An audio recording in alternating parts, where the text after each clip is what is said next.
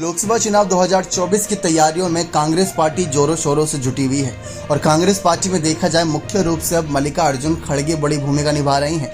राहुल गांधी, सोनिया गांधी, प्रियंका गांधी थोड़ा बैकफुट पर चली गई क्योंकि पिछले चुनावों में जिस तरीके से मोदी सरकार के खिलाफ गांधी परिवार खुलकर आगे आ रहा था, लेकिन हर बार हार का सामना कर रहे थे, तो इस बार मल्लिकार्जुन खड़गे को आगे किया, जिसको लेकर मायावती ने भी निशाना साधा था कि जब भी कांग्रेस पार्टी हार की कगार पर होती है या इनका ग्राफ गिरने लगता है, तब भी किसी न किसी दलित नेता की उनकी जरूरत पड़ती है, किसी न किसी ऐसे को आगे कर दिया जाता है जो उनकी काफ़ी मदद करता है, यानी कि पिछड़ों को मदद करता है। तो जिस तरीके से इस बार आवश्यकता पड़ी मल्लिकार्जुन खड़गे की उनको आगे किया, लेकिन अब देखा जाए तो बसपा पार्टी और कांग्रेस पार्टी दोनों में बहुत कुछ अंतर आ चुका है।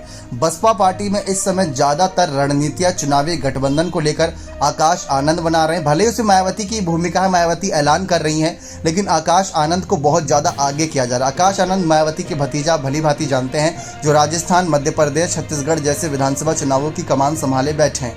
टिकट बंटवारे से लेकर ज़्यादातर रणनीतियों का सारा फैसला उनके ऊपर जाता है। तो वहीं दूसरी तरफ खबरें इस बात की ओर इशारा कर रही थी कि कांग्रेस पार्टी के द्वारा कुछ फ़ोन कॉल्स गए थे बसपा के पास गठबंधन को लेकर, क्योंकि इस बार कांग्रेस थोड़ी मुसीबत में नजर आ सकती है राजस्थान, मध्य प्रदेश चुनाव में। वैसे तो उनको कॉन्फिडेंस है कि भारत जोड़ो यात्रा से उनकी तकदीर बदल गई है, लेकिन फिर भी कोई रिस्क ना लेके चले, इसीलिए इंडिया दल में ही तमाम दल को शामिल कर लिया जाए, इस बात को लेकर था, और बसपा को खासकर आगे कर दिया जाए ताकि उत्तर प्रदेश से भी उनको मदद मिल सके।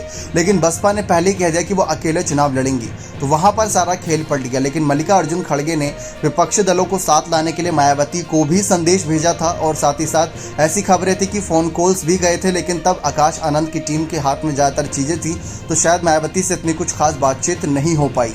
प्रियंका गांधी भी उत्तर प्रदेश की प्रभारी है, तो उन्होंने भी ये जिम्मा उठाया था 2022 के विधानसभा चुनाव के वक्त, लेकिन तब भी बसपा ने इस बात को लेकर इनकार साफ कर दिया था। लेकिन बसपा की रणनीति अकेले चुनाव लड़ने की रहती है। अकेले चुनाव लड़ने के बाद अगर गठबंधन की जरूरत पड़ती है तो बसपा करती है, लेकिन 2019 के चुनाव में बसपा ने सपा के साथ गठबंधन में चुनाव लड़ा तो 10 सीटों का फायदा हुआ था, और वही उत्तर प्रदेश में सबसे बड़ी पार्टी के तौर पर एक जो फायदे में रही थी वो थी, क्योंकि बीजेपी तो 71 से अगर 64 पे आ गई तो उनको तो नुकसान ही था। लेकिन मल्लिकार्जुन खड़गे के हाथ में अब ज़्यादातर रणनीतियां हैं, तो वो कोशिश यही कर रहे हैं कि उन तमाम दलों को एक छत के नीचे लाया जाए। लेकिन शायद अब मायावती से मुलाकात और बात को लेकर शायद आने वाले वक्त में थोड़े और फैसले बदले जाएंगे, क्योंकि मायावती ने इनकार सब कुछ कर ही रखा है। तो शायद अकेले चुनाव लड़ के देखते हैं कांग्रेस के हाथ क्या लगता है, और उसके बाद बसपा गठबंधन के लिए किस ओर जाती है। बने रहे चैनल के साथ। बहुत बहुत धन्यवाद।